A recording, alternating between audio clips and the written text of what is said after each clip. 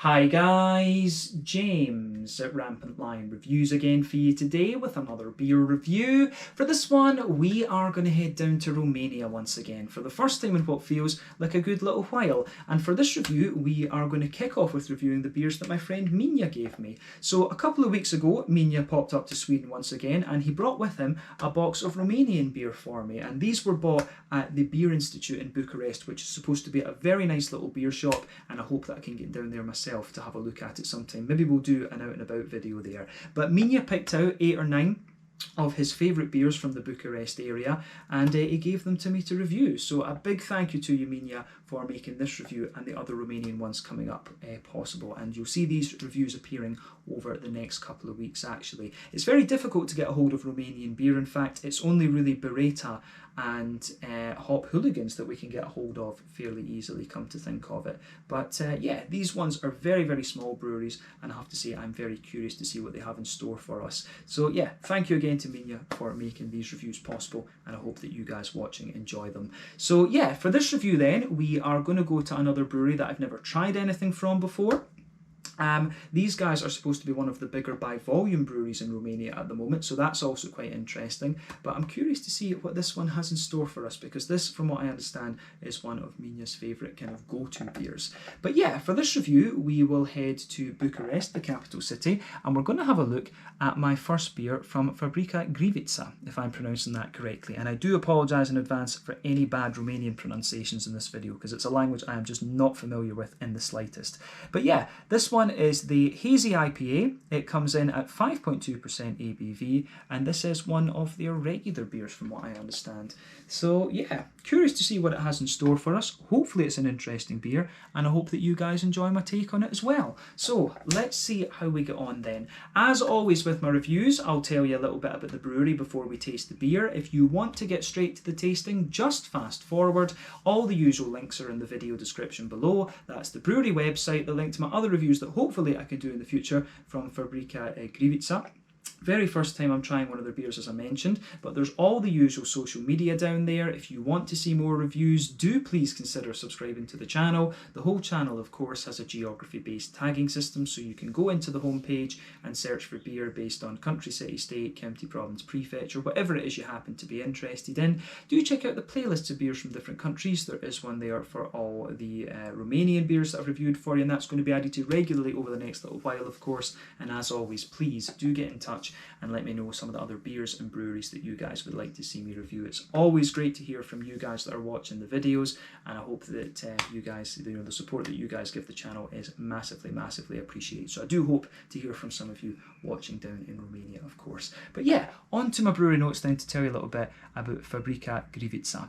So Griviţa, as I've mentioned to you already, are based in Bucharest, the capital city, and the company was founded back in 2019, but the name of this brewery has a history that goes back quite a bit further than that. So the original Griviţa brewery can trace its roots back to 1869 when German Erhard Luther opened a brewery in Bucharest, and this brewery was known as the Fabrica de Bere Luther. But over the following years, it became known as one of the kind of staple breweries in the country, and it also played a big role in, you know, prompting the government to change production laws. They were instrumental in hop growing initiatives and various other things. They, as I say, became one of the staple breweries of Romania. But following the Communist Party's rise to power, the brewery was renamed Fabrica Griviţa in 1948, and then again in the 1970s, the name was changed to Fabrica Gambrinus, but it remained one of the staple breweries in Romania. But after the fall of communism in 1989, the company was re-privatised, and then in 2001, it was sold to Austrian breweries. And I think after that, it actually went out of, it was gradually just kind of phased out, if you like, and went out of business. But the new kind of, the resurrected company, if we can call them that, or the Phoenix company, could we say? The new version of Griviţa, if you like, was founded in 2019 by Mate Lucescu, and he is the grandson of Mircea Lucescu, if I'm pronouncing his name correctly. But he is quite a famous football coach, and Mate's father also played football as well, apparently. But Mate had studied in the Netherlands, and he worked for a large telecoms communication company before before deciding that, you know, he really wanted to follow his passion of being an entrepreneur. But apparently they invested around €1 million in the company. They demolished the old Belvedere cigarette factory, which is to the northwest of the central part of the city, and they built a new brewery there, and this also has a bar and terrace of about 400 square metres. But Mate went to England to study brewing, and then the brewery started off with a capacity of around 250,000 litres of beer per year. But over the last few years they've been continuing to build up the brewery. They now employ about 10 people, and they're working on a new facility at the moment, from what I understand, that will open in 2022. The planned investment for this new site is around €5 million, and they're hoping to export their beers a lot more widely after that happens. But yeah, they will be at that point, I think, potentially the biggest by volume craft brewery operation in Romania, which is quite interesting. But yeah, as of July 2021, when I'm filming this review for you, these guys have produced 8 different kinds of beer, and there are quite a few different styles in there for you to look at as well. If you want to have a look at those, you can of course check out the brewery website. But yeah, that's all I can really tell you about Fabrica Griviţa for the moment, and as I say, my Romanian pronunciations are terrible, so I do apologise for that. But yeah, really cool to hear about Mate Lucescu and how he started this company up. So yeah, pretty awesome, I have to say. But yeah, as I said, that is all I can tell you about these guys for the moment. If you want to learn more about the brewery, you can check out the brewery website. You can follow them on Facebook and Instagram to keep up to date with all the latest goings on, and you can of course check out the Rate Beer, Untappd and Beer Advocate pages to learn a little bit more about all those different beers that they've done. So yeah, let's crack on then and have a little look at this beer itself. So as you can see, the artwork on this one is pretty straightforward, and it reminds me a little bit of a vinyl record actually. I don't know if that's the intention behind it, but you know, the sort of roundel that this one has reminds me a little bit of a vinyl record. But there you can see for Fabrica Griviţa. That really is a hard name to say, Fabrica Griviţa. But yeah, goes together really nicely. Plain black bottle cap on this one, and yeah, 5.2% hazy IPA this. So yeah, curious to see how hazy it actually is, because it certainly doesn't look all that hazy in the bottle, I have to say. The other thing that was a bit weird about this was that on Untappd it was listed as a red IPA. So yeah, I think this could turn out to be very, very interesting. We'll just need to see what we get out of this one. But half-litre bottle, I have no idea what this beer would cost. But yeah, again, thank you to Minya for making this review possible. So let's get this guy out then, and we'll get on with the tasting. Let's see what this one has in store for us. A little bit CO2 escaping from this one as we open it up. But yeah, let's get it out and into the glass. This should be quite nice. I could have put this in my tankard, of course, with it being a... I could have put it into my tankard with it being a half-litre bottle, but you know, it's an IPA. I like the tulips for the IPAs. But yeah, let's look at it there. So yeah, this looks interesting. So as you can see from this one, it's actually poured. It looks a lot more like a West Coast IPA. It really does. You know, when they say hazy IPA, you would tend to think that they're talking about a New England, you know, something like this. And it does say on the back, it does say that it contains oats and wheat, but it certainly looks a little bit more like a West Coaster. So before the head disappears on this one, you can see that this beer is poured with somewhere between a 1/3 and a half finger of a frothy, I would say fawn kind of coloured head. Sort of kind of creamy, very slightly beigey colour, but yeah, I think maybe a kind of cream ivory sort of colour is a good descriptor for the head on this one. But you can see the colour of this beer. It's a very rich, if we shine the light through this, it's a very rich amber with a very light kind of mahogany type hue to it. It's definitely got a kind of natural hazy thing to it. Even if we take away the slight condensation around the glass, you can see that this beer definitely has a little bit of that kind of natural haze to it. But it really does look a little bit more like a West Coast IPA. So remember, when it comes to the colour of your beers, the colour is determined by 1, the type of malts that you use. Those determine the magnitude of the colour of the beer, of course. 2, the length of your wort boil. The longer you boil the wort, the more the sugars caramelise, and thus you get a darker colour of beer. And then any adjuncts and barrel aging, of course, will play a role in that as well. But this beer doesn't really have either of those. That's only really in sour beers that you need to kind of care about that. Even in the big imperial stouts and stuff, barrel aging doesn't play too much of a role. with the colour. But yeah, certainly a lovely rich kind of ambery, coppery mahogany colour, this one, and it looks more like a West Coast IPA. So yeah, I like how this one goes together. So let's take a closer look at the aroma of this beer then and see how we get on. A little bit surprised with the appearance of it because it says Hazy IPA. You would expect something a little bit more kind of soupy and gloopy, if you like. You would expect something that's a little bit brighter potentially, and definitely more kind of yeah, hazy, I guess we could say. Yeah, this is more of a natural haze, West Coasty type vibe. But let's look at the aroma and see how we get on with this one then. It does actually smell very nice. And you know, one thing I can say about this, from the colour and from the sort of aroma that it's given off, I can see why people would be tempted to call this a red IPA. It's got a very attractive aroma to it, this one. First impression of it is that it's got a really nice, smooth, malty backbone to it, and it's just got some lovely, juicy, kind of oily fruits. So I really like how that, how the aroma of this one goes together. It's certainly not the most kind of pungent of aromas that I've come across from craft beers. It's certainly not the most kind of striking aroma, but it just goes together really nicely. It's one of these ones where it seems that it just everything fits together quite well, actually. But yeah, let's try and break this down for you a little bit more and describe it properly. Yeah, so where do we start with this then? So you can smell a little bit of a nice kind of smooth, almost brown, wholemeal bready kind of quality. That's forming the backbone of this beer. There are one or two little bread crusty elements in there as well. Definitely some nice kind of smoother wheaty components to the beer. A little bit of a kind of creamy oaty sort of thing as well. You can definitely pick out a little bit of the sweetness from the oats. That's 100% certain about that, absolutely. And I think the oats are actually contributing quite a bit to the sweetness in this one. 100% sure about that.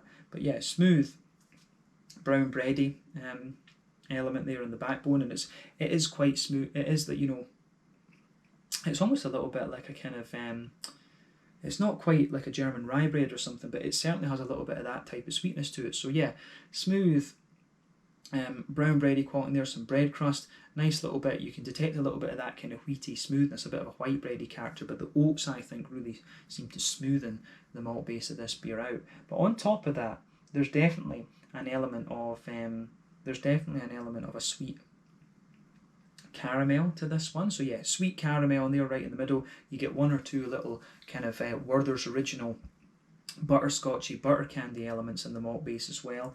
And yeah, a teeny little hint of a biscuit or something like that. But this beer, the way that the brown sugars and the oats mix together is really quite nice. It gives the beer this very bright and very smooth kind of butterscotchy type note. So that's really interesting, come to think of it, and I'm curious to see how that translates into the flavour. But I think that covers the malty.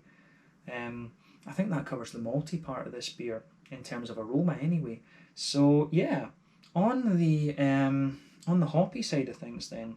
So there's something very distinctive about this beer. I'd be curious to know exactly what hops are in it, but I think Cascade has got to be one. I'm sure I read that there was 4 different hop varieties in it, and it doesn't say what they are, but there is, as I say, just something quite interesting about that.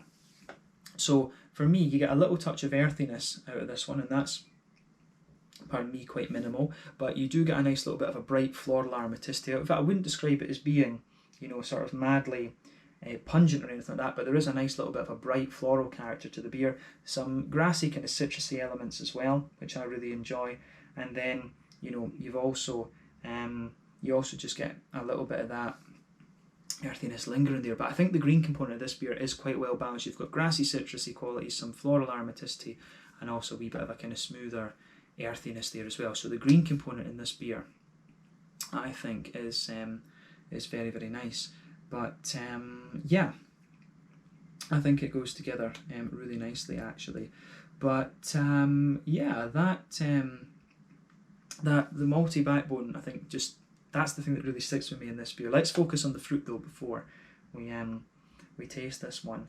The fruity side of the beer for me, as I say, I think Cascade is in here as as the backbone hop, if you like. I wouldn't be surprised if Cascade is the one that's being used as the bittering hop in this, because there's something quite familiar about the green component in this beer as well. So I want to say there's a bit of Cascade in here, and I think it might be Citra and Simcoe, and maybe Amarillo, or maybe a bit of Centennial on top of that. This is, it smells like it's quite an old school hop mixture, this one. I think it smells like an old school type beer, this one. But yeah, you certainly you can smell that sort of juicy figgy quality that the Cascade's always going to give you. That's forming the backbone of the beer. You do get a wee bit of a pungenty grapefruit at the back of the fruity character. Some juicy sort of mango-y notes in there. But I'm also getting a wee tiny hint of orange, but there is this kind of, to me, I get a lot of a sort of blackcurranty, figgy type note out of this one. So the Cascade is quite prominent in this beer, to be honest with you. I think Cascade is playing quite a big role in this, but there's a wee bit of orange in there, so that makes me want to say Amarillo maybe. And I wouldn't be surprised if it's Citra, Simcoe, Amarillo and Cascade. And I really would not be surprised if this beer is something like that. I always like playing guess the hops with these things. But yeah, it's got this beer, you can smell those, the grapefruit, the sort of mango-y passion fruit, and a bit of orange, and there is a wee hint of a sort of lemony character to this one as well, which I think would be Citra or potentially Centennial. But yeah, you do get a little bit of that. But for me, this fruity side of the beer really leans towards a juicy kind of figgy, almost blackcurranty type thing. That's what I'm getting a lot of out of this beer. It's a red fruitiness, kind of almost curranty type fruitiness. So I think this is going to be really interesting to taste. It's taking me a little bit of time to go through the aroma of this, but yeah, I think it could be quite an interesting one, this for sure. But yeah, let's have a taste of this one then. So this one is the Hazy IPA, coming in at 5.2% ABV from Fabrica Griviţa in Bucharest in Romania. Once again, thank you to Minia for making this review possible. Really interesting smelling beer, this one, so I'm sure it's going to taste quite interesting as well. But let's get stuck in. Slanje, skål, cheers, or as they say in Romania, noroc.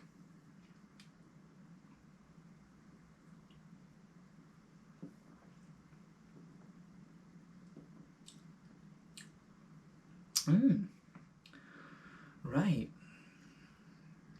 That's interesting. That is interesting. It's a nice beer, this one, but in terms of calling it a hazy IPA, it's actually, this is actually a little bit more like an American amber, or as I say, I can see why people would call this a red IPA, because that's as I say, that's what it's listed as on Untappd, and I think that moniker kind of suits a little bit more what it's all about, to be honest with you. If I was the brewery, I'd name this, I'd name this like an amber, American amber or red IPA, definitely, because it does, in fairness, it does give you a good bit of bitterness when you go into the aftertaste with it. So that's one of the things. But yeah, in terms of a hazy New England type IPA, not really. I'm not sure how Hop Hooligans, I know, do these kind of beers. Beretta, I think, do as well.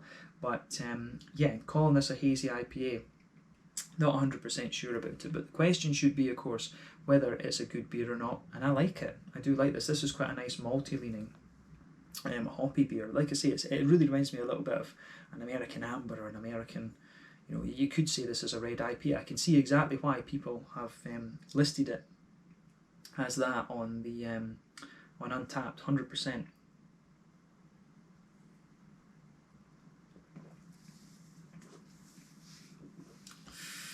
But yeah, I do like this. I wouldn't hesitate to drink that again. I think it would be really interesting to try this one on tap and just see what it's like with an even kind of thicker mouthfeel and stuff like that. But yeah, first impression of this beer, as I say, a nice big malty, kind of slick, caramelly leaning hoppy beer, this one. So thumbs up to them. I think this is a solid beer, this one. A nice kind of sessioner, actually.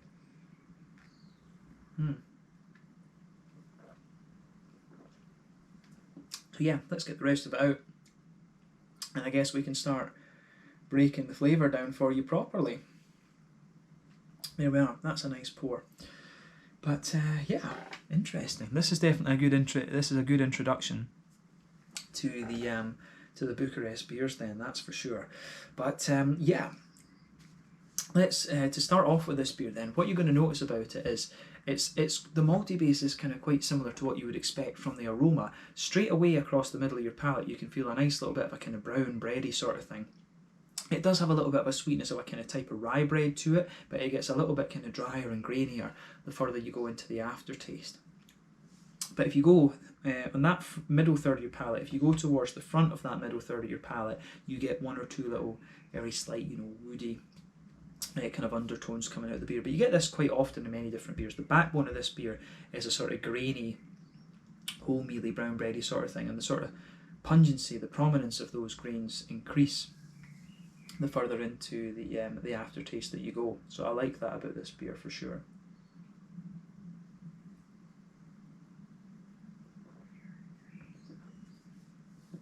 But yeah, it certainly works.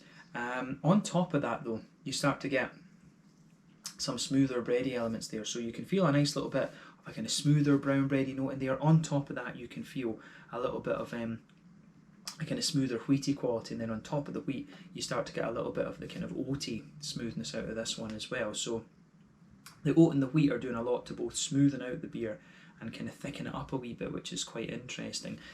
You can feel the wheat going into the back third of your palate as well, but we'll come to that a wee bit later on. But sitting on top of the oats, what you'll find is there is an element of brown sugar to this one, so you start to get a little bit of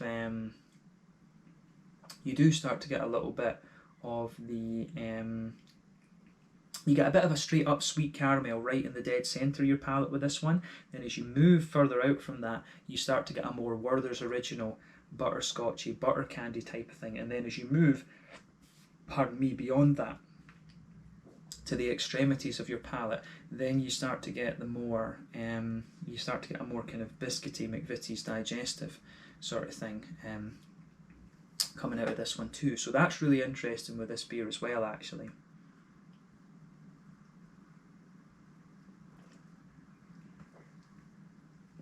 So yeah, the malty side of this beer is actually quite nice. And what I would say about this beer is that you get the bready characters sort of sweeten up a little bit the further you go into the aftertaste, and you do get more and more kind of brown sugary elements coming out of this beer as well, actually. So you can really feel that coming out of this one the further into the aftertaste that you go. So it's interesting. Sweetens up, gets a bit more bready and grainy as well.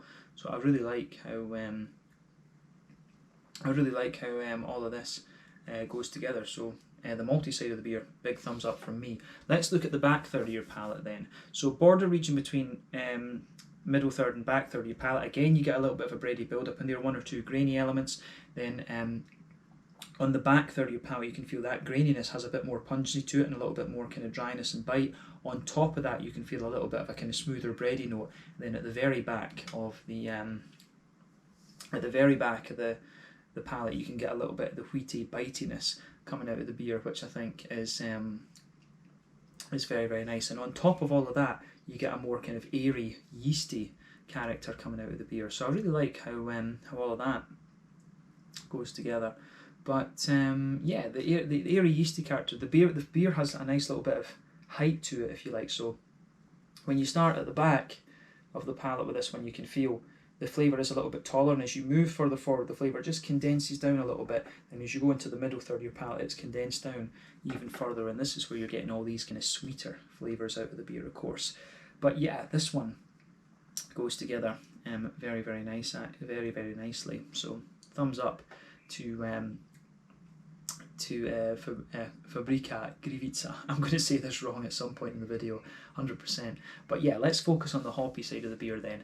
Back corners of the palate, you've got a nice little touch of earthiness coming out of this one. As you move further forward, it develops quite quickly actually to be a more kind of spicy, floral aromatic sort of thing. So there's part of me wondering whether this beer might have a little bit of Columbus in it, and I didn't think that from the aroma, but I certainly think it a little bit from the flavour, because it gets really quite spicy as you move further forward along the sides of the palate there.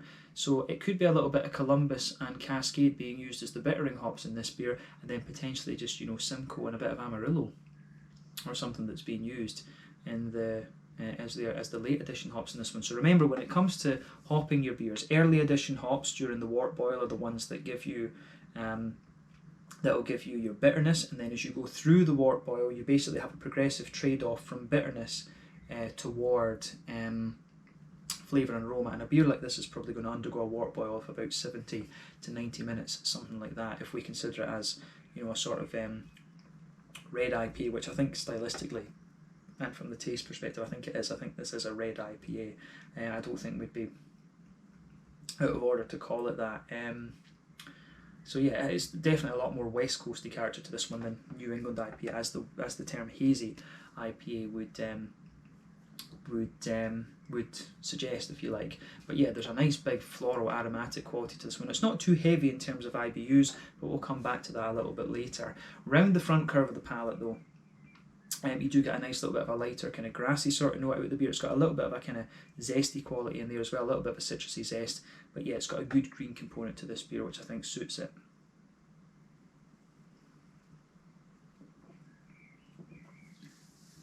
But yeah, in terms of the fruity part of the beer then, so border region between front third and middle third of your palate, again you get a little bit of a bready build up there, which is quite nice. So yeah, definitely a wee bit of bready build up there, and kind of a more grainy bread crusty thing. Then the base of that front third of your palate is definitely a nice smooth kind of brown bready character, and again I can appreciate how that goes together. I do like that. It's kind of smooth, sweet brown bready quality that this beer has, and the brown sugars I think do come out a little bit more the further you go into the aftertaste as well. On top of that, of course, you've got that nice oily bubble where those juicy fruity esters roll their way out of the beer. But let's look at this. Back of that front third of your palate, there's definitely a bit of a kind of powerful grapefruit in this one. You can really feel that. That comes out the more that you drink of the beer, and that could be from what I suspect is Cascade, and potentially a little bit of Citra as well. I'm not sure. I find it hard to pick whether, I think the tropical hop in this is Citra or Simcoe.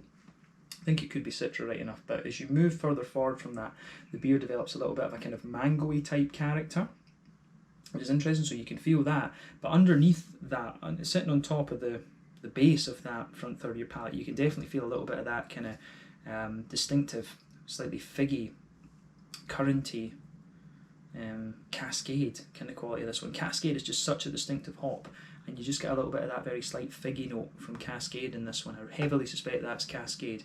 Correct me if I'm wrong in the comment section below though. But yeah, bit of grapefruit at the back, a bit more mango on, as you move further forward. Then in the front half of that front third of your tongue, it's definitely more about the orange, and behind the front tip of the tongue there is a wee bit of a kind of limey type quality to this one, and that makes me think that the tropical hop is Citra. So I think, having tasted it, I would suspect maybe Columbus. Chinook would be a possibility as well, but the spiciness makes me wonder about Columbus. Cascade, Citra and Amarillo, I think that's the hop profile in this one. The other possibility could be Mosaic, but Mosaic I could consider because the orangey notes that you get out of this aren't quite as zesty as you might expect from Amarillo. They do seem a little bit lighter and juicier, like Mosaic. So Mosaic would be a possibility in this beer. Always like playing guess the hops with these, but the main message to take away is that this is a really nice, solid kind of more malty leaning IPA. I think, you know, describing this as an American Amber or a red IPA is really not far off the mark, but it's very nice and a very drinkable beer this. So thumbs up to Griviţa for this one. This is nice. I've enjoyed this. But let's round off the review with the mouthfeel then. So it's definitely a mid-bodied beer. The carbonation's smooth in this one. Yeah, smooth carbonation, nice degree of oily slickness in there. It's kind of, as I say, what you'd expect for a more malt-forward IPA, such as an American Amber or a red IPA, as I keep repeating. But yeah, in terms of hoppy bitterness in this beer, I think this has got to be like 40 IBUs, something like that. It doesn't feel madly bitter, but it feels a little bit more bitter than your kind of standard New England. So I think this one might be like a 40 IBU beer. But remember, my IBU counts are my weakest point of beer reviewing, so always take those with a pinch of salt. The malt base, as I said, has a bit of graininess underneath, a bit of smoothness in the middle, and then a sweetness on top. So you've got a nice layered quality to this beer. And then the fruity side of it is nice and oily with a little bit of juiciness. So I really like how this beer goes about its business. It certainly gets a big thumbs up from me in that regard. So yeah, I think this has been really enjoyable. So a nice way to kick off the reviews of Minya's beers. So we can leave it there.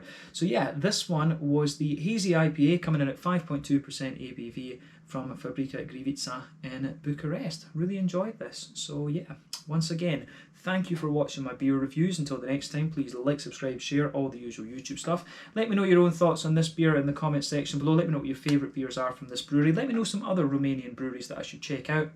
But like I say, you will be seeing a few Romanian beers appear on the channel over the next little while. Thank you for watching. Check out my social media, check out Griviţa's social media, and I'll see you guys in the next review. Slàinte, skål, cheers, a really nice red IPA, American Amber, whatever this beer is.